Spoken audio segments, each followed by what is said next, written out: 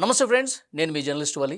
ప్రస్తుతం నాతో పాటు స్టూడియోలో ఉన్నారు ప్రముఖ రాజకీయ సామాజిక విశ్లేషకులు మధుసూదన్ రెడ్డి గారు. వారితో మాట్లాడదాం. మధుసూదన్ రెడ్డి గారు నమస్కారం సార్. నమస్తే వల్లి గారు. మధుసూదన్ రెడ్డి గారు, వైఎస్ఆర్ కాంగ్రెస్ పార్టీ నాయకులు ఇవాళ గవర్నర్ను కలిశారు సార్. కూటమి ప్రభుత్వం మాజీ ముఖ్యమంత్రి జగన్మోహన్ రెడ్డి గారి భద్రతను గాలి కుదిలేసింది. మిర్చి యార్డ్ దగ్గర ఒక్క పోలీసు కూడా లేడు. దుర్బుద్ధితో దురుద్దేశంతో కూటమి ప్రభుత్వం వ్యవహరిస్తోందని చెప్పి మాట్లాడారు. గవర్నర్ కూడా మేము రిప్రజెంటేషన్ ఇచ్చాము అని చెప్పి మాట్లాడారు. ఏం చెప్తారు భద్రత గురించి? ఇప్పుడు నేను ఒక మాట చెప్తాను వల్లి.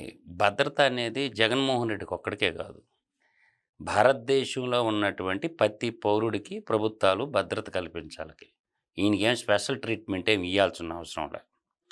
నేను అంటుండేది ఏంటంటే, భారతదేశంలో ప్రతి పౌరుడి యొక్క భద్రత కాన్స్టిట్యూషన్ ప్రకారం భారతీయుడైన ప్రతి వ్యక్తికి ఉండాలి భద్రత. మాజీ ముఖ్యమంత్రికి ఒక ప్రోటోకాల్ అనేది ఉంటుంది. ఆయన స్వాతంత్ర సమరయోధుడా అని నేను అంటుండా, దేశోద్ధారకుడా అని నేను అంటుండా. ఏమన్నా ట్రస్టులు పెట్టి స్వచ్ఛంద సేవ చేసి ప్రజలకి ఏమన్నా 11 సిబిఐ కేసులు 9 ఈడీ కేసులు ముడ్డి కింద పెట్టుకున్నాడు. ఆ భద్రత ఏంది? ప్రజల సంపత్తో ఆయన సొంత డబ్బులతో పెట్టుకుంటాడు భద్రత. ప్రజలు అసలు ఎనీ కైండ్ ఆఫ్ పొలిటీషియన్కి ప్రజల డబ్బు ఆడుకోవటం ప్యాషన్ అయిపోయింది ఒలీ గారు. వాళ్ళకి భద్రత ఖర్చు పెట్టే డబ్బులు ఎన్ని రోడ్లు వస్తాయి ఒకసారి ఊహించండి. అసలు మీరు ఏ తప్పు చేయకపోతే మిమ్మల్ని ఏమంటారు? ఈరోజు ప్రజల్లే గుండెల్లో పెట్టుకొని కాపాడతారు నీతిమంతుల్ని. మనం ప్రజలు రాజకీయాన్ని అడ్డం పెట్టుకొని దోచేసి మన రాజకీయానికి అడ్డం వస్తున్న వాళ్ళ మనుషులు కుతుకులు కోసేసినప్పుడు, అంటే కుతుకులు కోసినోడికి ఆర్థిక ఉగ్రవాదికి భద్రత కల్పించమని అడుగుతున్నారా ఏంటి? కరెక్ట్ కాదు. మీరు జర్నలిస్టులుగా మీరు అర్థం చేసుకోవాల్సింది ఏంటంటే, భారతదేశంలో పుట్టిన ప్రతి పౌరుడికి భద్రత కల్పించాలి. ఇవాళ జగన్మోహన్ రెడ్డి వల్ల చాలామందికి భద్రత లేదు ఆంధ్రప్రదేశ్లో. జగన్మోహన్ రెడ్డి భద్రత దేవుడు ఎరుగు. జగన్మోహన్ రెడ్డి అనే వ్యక్తి వల్ల చాలామందికి భద్రత లేదు. జగన్మోహన్ రెడ్డి వల్ల వాళ్ళ సొంత చిన్నాయనకి భద్రత లేకుండా పోయింది. జగన్మోహన్ రెడ్డి వల్ల సొంత చెల్లుకి భద్రత లేకుండా పోయింది. జగన్మోహన్ రెడ్డి వల్ల దేవుడిచ్చిన చెల్లెలు ఇంకో చెల్లెలకి భద్రత లేకుండా పోయింది. జగన్మోహన్ రెడ్డి వల్ల సొంత కన్న తల్లికి భద్రత లేకుండా పోయింది. నీకు ఇంక భద్రత నీ వల్ల అంటే జగన్మోహన్ అంటే ఏం చెప్పదలుచుకున్నారు మీరు? చెల్లికి తల్లికి కూడా ప్రాణభయం ఉందా జగన్మోహన్ రెడ్డి వల్ల? అది సమాజానికి అందరికి తెలుసు కదా. జగన్మోహన్ రెడ్డి వల్లే సమాజానికి భద్రత కావాలా. అతను చుంటూ ఒక మోక సైన్యం మిడతల దండు పెట్టుకుని ఒక దండయాత్రకు వచ్చినట్టు వస్తూ ఉంటే అతను, నేననే వ్యాలిడ్ పాయింట్ ఏంటంటే ప్రజలు కూడా అర్థం చేసుకోమని అంటున్నా నేను. అతనేమన్నా స్వాతంత్ర సమరయోధుల కుటుంబాల్లో నుంచి వచ్చిండా? పోనీ ఏదన్నా ట్రస్ట్ పెట్టి స్వచ్ఛంద సేవ చేసే కుటుంబాల్లో నుంచి ఏమన్నా వచ్చాడా? అంటే అట్లా వస్తేనే కాదు కదా సార్. ఇప్పుడు ముఖ్యమంత్రికి ఏం భద్రత ఉండాలి, మాజీ ముఖ్యమంత్రికి ఏం ఉండాలి? ప్రజాప్రతినిధిగా కొన్ని సంవత్సరాల పాటు పనిచేసిన వ్యక్తికి ప్రోటోకాల్ ప్రకారం Z+ ఇంకో ప్లస్ ఏదో ఉంటుంది కదా. చాలా తప్పు. ఇప్పుడు గుమ్మడి నర్సయ్య అని తెలంగాణలో ఉన్నాడు ఒక ఆయన ఎమ్మెల్యే. నేటికి కూడా సైకిల్ మీదనే తిరుగుతుంటాడు. ఆయన ఎన్నిసార్లు ఎమ్మెల్యే అయిండు? ఎవరేం చేస్తారు వాళ్ళు? ధర్మంగా మనం ఉంటేను, మనం అధర్మ పనులు చేసి మనం అధికారాన్ని అడ్డం పెట్టుకుని మడ్రలు చేసి మానభంగాలు చేసి దేశ ప్రజల సంపద లూటీ చేస్తే ఎవడైనా ఏదైనా చేస్తారు. మీరు వైసీపీ అనకండి, కూటమి ప్రభుత్వం వల్ల పేరు పూర్తిగా బలకండి. నేను అంటుండే వ్యాలిడ్ పాయింట్ ఏంటి, దాన్ని పూర్తిగా బలకండి. షార్ట్ కట్ ఎందుకు? యువజన శ్రామిక రైతు పార్టీ అని చెప్పండి. జర్నలిస్టులు మొదట అర్థం చేసుకోవాల్సి ఉంది. ఆ పార్టీ పేరు చెప్పండి. మీరు ఎందుకు చీప్ పార్టీ వైసీపీ పార్టీ అంటారు? యువజన శ్రామిక రైతు పార్టీ అని చెప్పండి. ఈ కూటమి ప్రభుత్వం వల్ల మాకు భద్రత లేకుండా పోతుందని చెప్పి వాళ్ళు విమర్శిస్తూ ఉన్నారు కదా. ఎవడేమన్నాడు? నువ్వు యాడికి పోతుంటే అడిగి బానిస్తున్నారు కదా. నిన్ను యాడ ఆపారు? నిన్ను మార్కెట్ యాడికి పోతారంటే ఆపారా? ఎక్కడికి పోతుంటే ఆపారు? గతంలో 5 ఏళ్ళు ముఖ్యమంత్రిగా ఉన్నప్పుడు నిర్బంధమే కదా. ఏడబట్టిన 144 సెక్షన్ 30 అసలు రోడ్ల మీద నడవకూడదు. అర్థం కాలా? మనం చేస్తే సంసారం, ఎదుటోడు చేస్తే వ్యభిచారం అంటే. అయితే ఇప్పుడు వైసీపీ చేస్తున్న విమర్శల మీద కూటమి కూడా కొంత స్ట్రాంగ్గా కౌంటర్ ఇస్తున్నారు సార్. వాళ్ళు ఏం చెప్తున్నారంటే, ఎలక్షన్ కమిషన్ చాలా స్ట్రాంగ్గా చెప్పింది, పర్మిషన్ ఇవ్వలేదు, ఎన్నికల కోడ్ అమల్లో ఉంది కాబట్టి మీరు వెళ్ళొద్దు అని చెప్పి అన్నది. అయినప్పటికీ దాన్ని తొంగలో దొక్కి జగన్మోహన్ రెడ్డి వెళ్ళారు. మరి వెళ్ళినప్పుడు భద్రత ఎట్లా ఇస్తారు? నిబంధనలు ఆయన పాటించలేదు. నేను అనేది ఏంటంటే, భారతదేశానికి రాజ్యాంగం కానీ జగన్మోహన్ రెడ్డికి కదా రాజ్యాంగం. భారతదేశానికి రాజ్యాంగం, అందరికీ రాజ్యాంగం. Doctor B R Ambedkar draft committee చైర్మన్గా రాసిన రాజ్యాంగం అందరికీ. కానీ జగన్మోహన్ రెడ్డికి సపరేట్ రాజ్యాంగం ఉంటుందన్నమాట. యువజన శ్రామిక రైతు పార్టీ నాయకులు చెప్పేది అది. ప్రజాధనంతో సెక్యూరిటీ కల్పించాల్సిన అవసరం ఎవరికి లేదు. ఆ డబ్బులు కట్టండి రా బాయ్. ప్రభుత్వం కూడా అర్థం చేసుకోవాలా. ఎలా అప్పులు కుప్పగా ఉన్న రాష్ట్ర ప్రభుత్వానికి ఆ డబ్బులు ఎవరు పే చేస్తున్నారు? రాజకీయ నాయకులే కట్టాలి. వాళ్ళ జీతాల్లో నుంచో లేకపోతే వాళ్ళ ఆస్తుల్లో నుంచో భద్రత కావాలనుకున్నప్పుడు వాళ్ళు పెట్టుకోవాలి డబ్బు. కానిస్టేబుల్ జీతాలు ఎంతో అంతా వాళ్ళు పెట్టుకోవాలా. ఇది కదా నేను అంటుండేది. ప్రజలందరూ సొమ్ము నీ భద్రతకి ఎందుకు ఉపయోగించాలా? నువ్వు కట్టు, ఎంతమంది కావాలో డబ్బు అంతమందికి. నీకు ఒక 1000 మంది కావాలా, 500 మంది కావాలా, 200 మంది కావాలా, నెలకు 30,000 50,000 జీతమో, నీకు డబ్బులు పెట్టుకుంటా పోతా ఉంటే సింపుల్గా లెక్కేసుకో. కాదండి మధుసూదన్ రెడ్డి గారు, చంద్రబాబు నాయుడు గారు ప్రతిపక్ష నేతగా ఉన్నప్పుడు ఆయన సొంత డబ్బులు పెట్టాడా? ఎవడైనా పెట్టుకోమని నేను అంటుండా. నా డిమాండ్ అది. ప్రతి ఒక్కరు కూడా మీకు భద్రత కావాలంటే మీరు డబ్బులు పెట్టుకోండి. ఎందుకు పెట్టాలా ఆ ప్రజల డబ్బులు? దేనికి వాడుతున్నారు? ఒక డ్యామ్ కడతారు, ఒక రోడ్డు పోసుకుంటారు, ఒక స్కూల్ కట్టుకుంటారు. మీ వల్ల ఈ దేశానికి ఉపయోగం ఏంటో నాకు చెప్పండి. ఎవరేమంటారు ప్రజలకి న్యాయం చేస్తుంటే? అందువల్ల ఏంటంటే బాధ్యతలు విస్మరించకూడదు ఎవరైనా సరే. ఒలీ గారు నేను అంటుండేది, హృదయం ద్రవించి మాట్లాడుతుండే ఈ మాటలో. ఒక ప్యాషన్ అయిపోయింది. అందువల్ల ఏంటంటే మీకు భద్రత కావాలనుకున్నప్పుడు వాళ్ళ జీతాల్లో వాళ్ళ నుంచి కట్ చేయాలా. ఒక ఎమ్మెల్యేగా, ఒక పులివెందుల ఎమ్మెల్యేగా అందరికి ఇచ్చినట్టు నీకు సెక్యూరిటీ ఇస్తారు. నీకు స్పెషల్ ట్రీట్మెంట్ ఎందుకు ఇవ్వాలి? ఏం అవసరం? 175 మంది ఎమ్మెల్యేలు, ఆయన ఒక ఎమ్మెల్యే. నీకు ఏదన్నా కావాలంటే పెట్టుకో, అప్లికేషన్ పెట్టుకో, డబ్బులు కట్టు, భద్రత పట్టు. ఎవరికైనా ఒకటే నీతి ఉండాలా. డబ్బులు కట్టాలా, భద్రత పట్టు అనాలా. సరే అది వదిలేద్దాం సార్. పర్మిషన్ లేకపోయినా నిన్న గుంటూరు మిర్చి యార్డుకి ఎందుకు వచ్చాడు ఆయన? ఒక మాట చెప్తుంటావా, రాజకీయాల్లో జగన్మోహన్ రెడ్డి యొక్క పాత్ర ముగిసిన అధ్యాయం. కేవలం తనకి రాజకీయం ప్రజల సేవ కోసం కాదు. అతను రాజకీయం చేస్తుండేది, నేను క్లియర్గా చెప్తున్నాను, అతను రాజకీయం చేస్తుండేది తన అవినీతి కేసుల నుంచి తప్పించుకోవడం కోసం మాత్రమే అతనికి రాజకీయం. ప్రజల మీద ప్రేమ కాదు, ప్రజల దేశాభివృద్ధికి కాదు, రాష్ట్రాభివృద్ధికి కాదు.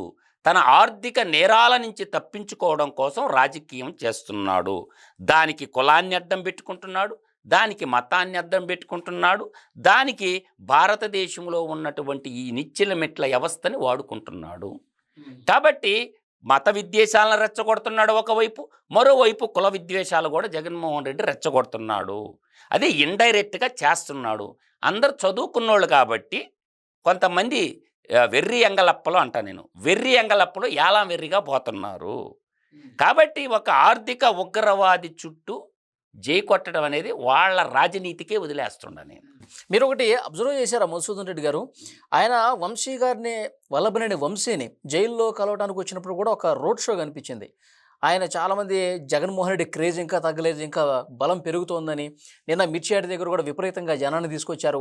ఇవాళ శ్రీకాకుళం పాలకొండ దగ్గర కూడా అంతే జనం కనిపిస్తున్నారు. క్రేజ్ ఎప్పటికీ తగ్గదు మా జగన్మోహన్ రెడ్డికి అని చెప్పి వాళ్ళ సోషల్ మీడియాలో కనిపిస్తూ ఉంది. నేను అనేది ఏంటంటే, అమ్మకి అన్నం పెట్టాడు, పిన్నమ్మకి బంగారు గాజులు చేపించిందంట. ముందులో మీ ఇంట్లో అమ్మ అబ్బాలను చూసుకోండి. ఒక 200 మంది ఉంటే రాష్ట్రం అంతా వచ్చినట్టు కాదు. ఎర్ర జెండాల వాళ్ళు కూడా పెడతారు మీటింగ్, నీకు తెలుసో లేదు.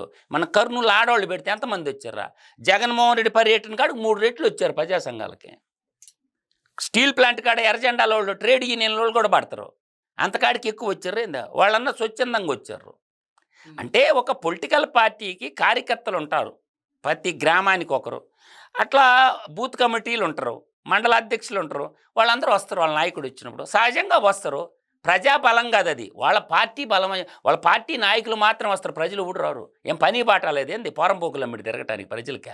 వాళ్ళు ప్రజలు కాదు ఒలీ గారు, వాళ్ళ పార్టీ కార్యకర్తలు, వాళ్ళ పార్టీ సింపథైజర్సు. వచ్చింది ప్రజలు కాదు.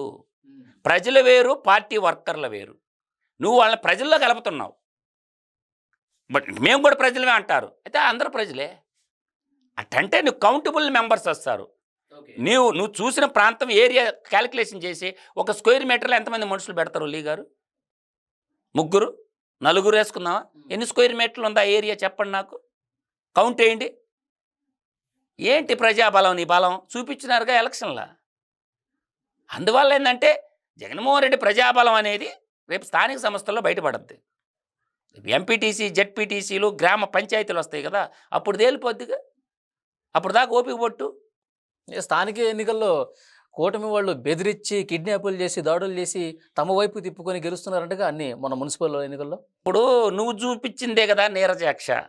గతంలో నువ్వు నామినేషన్ వేసిన వాళ్ళ చేతులు కూడా నరికేసినా. గతంలో నామినేషన్ అయిపోతే నెల్లూరులో ఒక బీజేపీ సభ్యురాలు చెయ్యి నరికేశారు.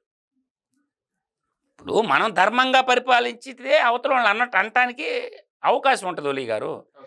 మనం గడిచిన 5 ఏళ్లలో మనం చేసిన పని ఏంది? నిర్బంధమే కదా, నిరంకుశిత్వమే కదా. ఇప్పుడు నువ్వు గురించి ప్రజాస్వామ్యం గురించి ఫండమెంటల్ రైట్స్ గురించి ఇప్పుడు వచ్చింది గుర్తా? మీరు చేస్తే సంసారం, ఎదుటోళ్ళు చేస్తే వ్యభిచారమా? కాబట్టి నేనంటుండేది ఏంటంటే వ్యాలిడ్ పాయింట్ గుర్తుపెట్టుకోండి.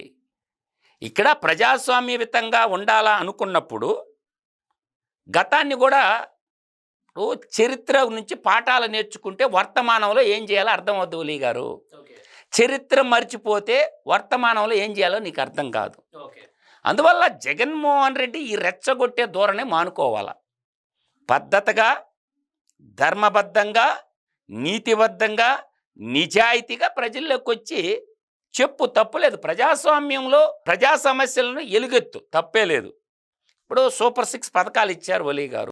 మీరు ఎలక్షన్లో మేనిఫెస్టోలో చెప్పారు సూపర్ 6 హామీలు ఎప్పుడు అమలు చేస్తారని అడగటంలో తప్పులేదు ఒలి గారు. ఇది నేను ఒప్పుకుంటా. మీరు సూపర్ 6 పథకాలు మీరు ఇచ్చారు ఎలక్షన్ అప్పుడు, అవి ఇంప్లిమెంటేషన్ చేయండి. నేను హామీలు ఇచ్చినాను కాబట్టి, నేను ఇంప్లిమెంటేషన్ చేయలేదు కాబట్టి నన్ను ప్రజలు ఓడించారు. ఇప్పటి వరకు ఓటమిని జీర్ణించుకోవాలా జగన్మోహన్ రెడ్డి. ప్రజల క్షమాపణ అడగల. ఇప్పుడు కూడా అహంకారంతో మాట్లాడుతున్నారు. ప్రజలే తప్పు చేసినట్టు మాట్లాడుతున్నారు జగన్మోహన్ రెడ్డి. ప్రజలు తప్పు చేసినట్టు బిహేవ్ చేస్తున్నాడు అతను. నా అంత పరిపాలకులు లేడు, నా అంత స్వచ్ఛమైన పరిపాలన లేదు, నా అంత దోపిడీదారులు లేడు, నా అంత గజ దొంగ లేడు, నాకెందుకు ఓట్లు వేయలేదు అని ఫీల్ అవుతున్నాడు జగన్మోహన్ రెడ్డి.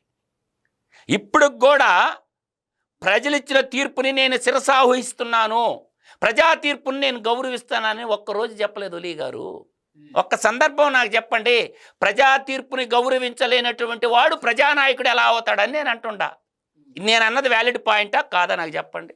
ఆయన ఓడిపోయిన తర్వాత పెట్టిన ప్రెస్ మీట్లో ఒక పాయింట్ చెప్పారు ఆయన.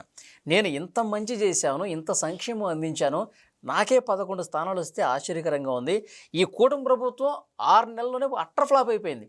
ఒక్క హామీ అమలు చేయట్లేదు, ఒక తల్లికి వందనం లేదు, రైతు భరోసా లేదు, ఏమీ చేయట్లేదు. వీళ్ళకి ఇంతకంటే దారుణంగా వస్తుంది, సింగిల్ డిజిట్కి పరిమితం అయిపోద్ది అన్నాడు కదా.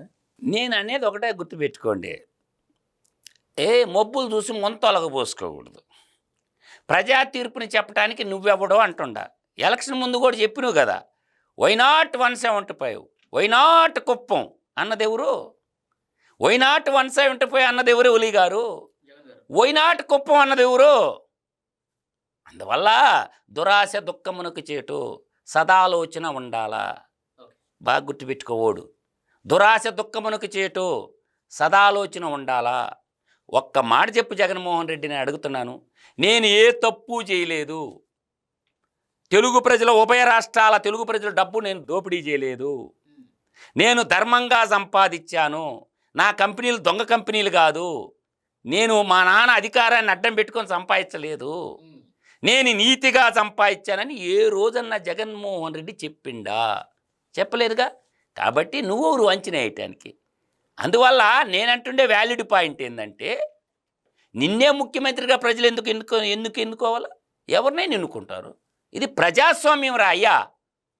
ఇప్పుడు 2 సామాజిక వర్గాల పర్సంటేజ్ ఓట్లు ఎంత? 6.5, 4.5 ఎంత అయింది ఒలి గారు? 11%. 89% మిగతా కులాలను నిన్ను గీకెందుకు వేయాలి ఓటు? వాళ్ళకి ఆత్మగౌరవం లేదా? వాళ్ళకి ఆత్మగౌరవం లేదా? నీలాగా చదువుకున్న వాళ్ళు లేరా? నీలాంటి నిజాయితీ పరులు లేరా? కాబట్టి జగన్మోహన్ రెడ్డి యొక్క సొంత సామాజిక వర్గమే అతన్ని వెళ్ళేసింది. సొంత సామాజిక వర్గమే 10 ఓట్లలో 6.5 ఓటు కూటమికి వేసింది. ఇంక నీకెక్కడుంది? ఇంకా వాస్తవంలో బతకట్లేదు అంటారు ఆయన. ఆ నిజాలు నిర్భయంగా తెలుసుకోవటంలా. ఇప్పుడు నీకు కన్వర్షన్ అయిపోయినావు, కరప్టెడ్ అయిపోయినావు, నువ్వు అనుకుంటున్న సొంత సామాజిక వర్గం నీ ఎంబడలేదు. ఇప్పుడు జగన్మోహన్ రెడ్డికి ఉండేది 2 దారులు. నేను మొన్న కూడా చెప్పాను ఒలి గారు మీకు. అతని పార్టీ పాత కాంగ్రెస్ పార్టీ, ఇందిరా కాంగ్రెసు, ఇటలీ కాంగ్రెస్లో విలీనం చేసుకోవాలా, ఇందిరా కాంగ్రెసు ఇటలీ కాంగ్రెస్లో విలీనం చేసుకోవాలా, లేదంట్రా మోడీకి మోకరెళ్ళి భారతీయ జనతా పార్టీలో విలీనం చేసుకోవాలా. రెండే దారులు జగన్మోహన్ రెడ్డికి ఉండేది, మూడో మార్గం లేదు. తల కింద పెట్టి కాళ్ళు పైకెత్తి తపస్సు చేసినా, నేను ఒక్క మాట చెప్తాను ఒలీ గారు, ఎంత అబద్ధాలు చెప్తాడంటే శాతబడుల స్వామిని ఒకడు ఉంటాడు విశాఖపట్నంలో, వాడి పీట వాడేసుకొని కూర్చున్నాడు, వాడి పీట వాడేసుకొని కూర్చొని దానికి ఒక పేరు పెట్టిండు శారదాపీఠం అనే శాతబడుల స్వామి. ఈరోజు కుంభమేళ మహాకుంభమేళ జరుగుతుంది. 144 సంవత్సరాలకు ఒకసారి వస్తుంది మహాకుంభమేళ. వాడిని ఏ చెప్పు తీసుకొని కొట్టాలా శాతబడుల స్వామిని? సన్నాసి వేరు సన్యాసి వేరు. సన్యాసికి సన్నాసికి చాలా పెద్ద తేడా ఉంటుంది. ఇప్పుడు ఆ సన్నాసి శాతబడుల స్వామి కుంభమేళకు తీసుకుపోయి ఇప్పుడు ఎందుకు ముంచలేదు గంగానదిలో జగన్మోహన్ రెడ్డిని? మర్చిపోయారా? నేను హిందువుగా మారినాను అన్నాడు కదా జగన్మోహన్ రెడ్డి, నా మతం మానవత్వం అన్నాడు కదా, ఎందుకు చూపించలేదు మానవత్వమా? ఇప్పుడు భారతీదేవిని సతీ సమేతంగా పోయి మహాకుంభమేళలో మునిగి తేలమను పైకి కిందకే ఎవడొద్దన్నాడా? అంటే మోసం చేయటం కదా. అంటే హిందూ ఓట్ల కోసం 2019 ఎలక్షన్ ముందు గంగలో మునకేసినట్టు ఋషికేశ్వర్లో నేను హిందువుగా మార్చినానని వాడి పేరేందా స్వరూపానంద దొంగస్వామి శాతబడుల స్వామి అనేది. అందుకు ఇప్పుడు వాడు చెప్పాలి కదా బయటకు వచ్చి, ఏమైందిరా కుంభమేళాకి ఎందుకు బాగాలేదు? ఇప్పుడు అందరూ పోతున్నారు కదా, ఇప్పుడు కూడా నటించవచ్చు కదా, జీవించవచ్చు కదా. అంటే నేను అదే చెప్తా, అబద్ధాలకి ప్యాంటు సట్టేస్తే వాడే కలికాల జగనాసురుడు అని నేను ఊరక చెప్పను. అబద్ధాలకి ప్యాంటు సెట్టేస్తే వాడే కలికాల కాలకేయుడు. ఓకే సార్, చూద్దాం. నెక్స్ట్ జగన్మోహన్ రెడ్డి గారికి అసలు భవిష్యత్తే లేదు, అన్ని దారులు మూసుకుపోతున్నాయని చెప్పేసి మీరు అంటున్నారు. మళ్ళొక్కసారి వాడు జీవితకాలం ట్రై చేయమంటుండా. నేను బతికుండగా వాడు ముఖ్యమంత్రి అయ్యే పనే జరగదు. నేను బతికుండగా జగన్మోహిని రెడ్డి అనేవాడు ముఖ్యమంత్రి కాడు. రాసి పెట్టుకో. బ్రహ్మంగారు చెప్తే బ్రహ్మాండంగా ఉంటుంది, కిరణ్ చెప్తే చండాలంగా ఉంటుంది అని కామన్ మ్యాన్ కిరణ్ అంటాడు కదా. ఈ మధుసూదన్ రెడ్డి చెప్పిందే జరగద్దే, రెడీగా ఉండమను. కాబట్టి రెడ్లు కూడా ప్రతినిధి కాదు. మేము ఉండము ఈ వైపు, నీతి గల రెడ్లు ఉండము, నిజాయితీ గల రెడ్లు ఉండము. మీరు ఎందుకు అంత పర్సనల్ అటాక్ దిగుతున్నారు జగన్మోహన్? వాడు ఏ రెడ్లో చెప్పమంటే చెప్పాలి కదా. ఇప్పుడు నువ్వు కులం అన్నావు, కులం అంటుండవు కదా, నీ కులమేంటి, నువ్వు ఏ రెడ్డో చెప్పు. నేను రైట్గా నేను చెప్తున్నా గర్వంగా, నేను పెద్ద కంటి రెడ్డినా. ఎవడో కాదనమానండే, నేను గర్వంగా చెప్పుకుంటున్నా పెద్ద కంటి రెడ్డిని అని. నువ్వు ఏ రెడ్డి చెప్పురా భయ్, వింటాము శవనానందకరంగా వింటాము. నీ ఏ రెడ్డివో చెప్పుకోలేనుడు, నువ్వు రెడ్డి ఎట్టాలు అవుతావు? దీని గురించి ఎస్పెషల్లీ మీరు అడిగినటువంటి కులం గురించి మళ్ళొకసారి టాపిక్లో మనం మాట్లాడదాం. Thank you very much Madhusudan Reddy గారు. నాకైతే కుల పిచ్చి లేదు, వాడి కోసం నేను మాట్లాడాలి. థ్యాంక్ యూ అండి. నమస్కారం.